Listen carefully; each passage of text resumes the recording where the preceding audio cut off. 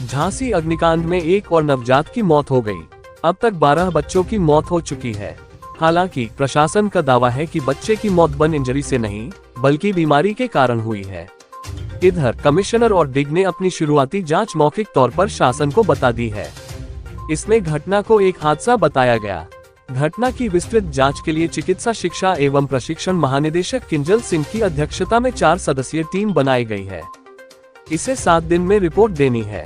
Team सोमवार को Jhansi medical college पहुंची और घटनास्थल का निरीक्षण किया। स्वास्थ्य महानिदेशक किंजल सिंह ने मीडिया को जानकारी देते बताया, उन्होंने घटनास्थल का निरीक्षण किया है और जो लोग मौके पर मौजूद थे उनके बयान दर्ज किए गए हैं और रिकॉर्ड भी किया गया है और सारे महत्वपूर्ण डॉक्यूमेंट भी लिए हैं। वह अपनी रिपोर्ट शासन को प्रेषित करेगी। आज हम लोग ने सुबह एक राउंड साइट विजिट कर ली थी खुलवा के। उसके बाद हम लोग ने जितने लोग मौके पे मौजूद थे सबका बयान दर्ज किया और पीड़िता पक्षों का भी सबका बयान दर्ज किया और हम लोग ने सबका बयान रिकॉर्ड कर लिया है। हम लोग ने इनके फायर सेफ्टी के डॉक्यूमेंट्स भी ले रहे हैं और इलेक्ट्रिकल का जो इनको ऑडिट हुआ था वो भी ले लिया है। इनसे एक्शन टेकन रिपोर्ट भी मांग ली। कल एक बार हम लोग सुबह फिर से आके साइट का रिक्रिएशन करेंगे जो इम्पोर्टेंट लोग हैं उनके संग।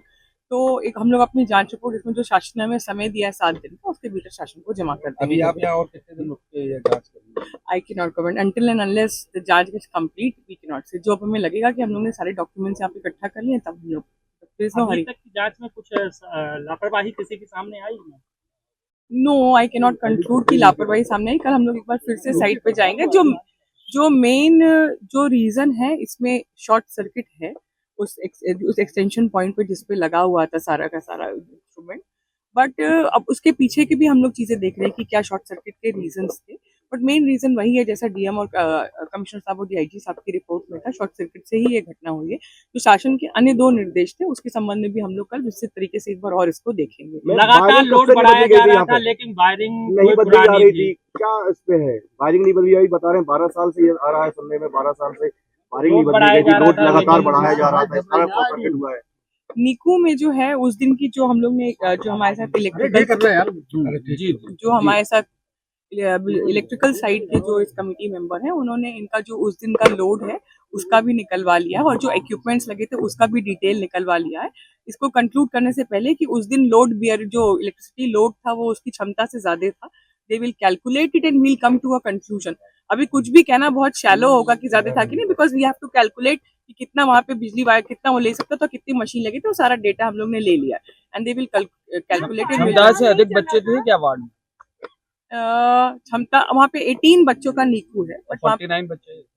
एक्चुअली क्या होता है कि जो बच्चों की अगर आप एचओडी का वर्जन सुनिए तो वहाँ पे जब बच्चे आते हैं और इस हालत में होते हैं कि उनको बचाया जा सकता है तो पहले मेडिकल कॉलेज की प्रायोरिटी होती है अगर हम उनको फर्स्ट एड देख के बचा सके तो बच्चे बचा लें। तो उस फैक्टर से भी कई बच्चे ले गए थे, बट एज सच क्षमता से ज्यादा बच्चे होने से इवैक्यूएशन में थोड़ी प्रॉब्लम जरूर रही, लेकिन उसके पीछे एक इंटेंशन भी था कि मैक्सिमम बच्चों की मेडिकल कॉलेज द्वारा जान बचाई जा सके। नहीं, फायर अलार्म बजा। जितने लोगों ने भी बयान दिया उन्होंने अपने बयान में स्पष्ट रूप से कहा कि फायर अलार्म बजा। फायर अलार्म बचने की वजह से ही अटेंडेंट्स भी आए और JR2 और SR2 अनएचओडी के अन्य डिपार्टमेंट के आके उन्होंने स्टेप डाउन से बच्चों को निकाला। अगर आप लोग मेरे साथ जब गए थे वहाँ पे जो अटेंडेंट्स बैठे उन्होंने भी स्पष्ट कहा कि फायर अलार्म बचा और जो अन्य डिपार्टमेंट में JR बच्चे लगे थे, जूनियर JRs लगे थे, उन्होंने भी आज बयान में कम से कम 6 या 7 लोगों ने बोला कि फायर अलार्म बजा। मैम, ये प्राइवेट में बच्चों का इलाज कराया जा रहा है, प्राइवेट नर्सिंग होम को क्या प्रमोट किया जा रहा है? आपका में अवसर दिया जा रहा है? जो लोग यहाँ पे बच्चे लेके आए हैं, मैं तो अभी भी कह रही हूँ मैं यहाँ पे हूँ, आए उनको हम लोग कर लेंगे। प्रिंसिपल साहब यहाँ लगे हुए और किसी भी अटेंडेंट द्वारा ये शिकायत नहीं की गई। बट जब ये घटना हुई तो हो सकता है कि लोग डर के अपने बच्चों को ले गए, बट वापस प्रिंसिपल द्वारा जो अच्छी कार्रवाई की गई पेशेंट्स के इलाज में एक कॉन्फिडेंस बिल्डिंग मेजर हुआ। मेडिकल प्रशासन ही करा रहा है इलाज प्राइवेट में, इस पे मैं कोई टिप्पणी नहीं करना चाहूंगी। This was not the part of my